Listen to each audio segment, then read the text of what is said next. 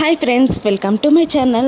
దాత్రి కౌశికి శ్రీమంతానికి అన్ని ఏర్పాట్లు చేసి కౌశికిని కూడా చక్కగా రెడీ చేసి దాత్రి మధు ఇద్దరూ కలిసి కౌశికిని స్టేజ్ దగ్గరికి తీసుకొస్తూ ఉంటారు. ఇక యువరాజ్ అమ్మ ఇదంతా నేను చూడలేను, నేను వెళ్తాను అని అంటుండగా నిషి ఇలా అంటూ ఉంటుంది.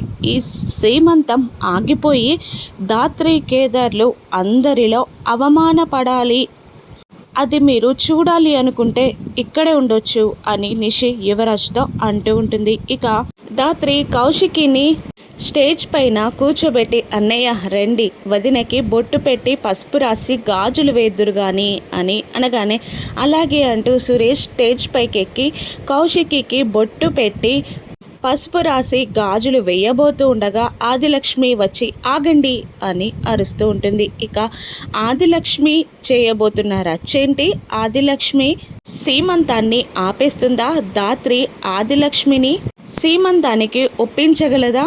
రాను ఎపిసోడ్స్లో చూద్దాం. Thank you for watching.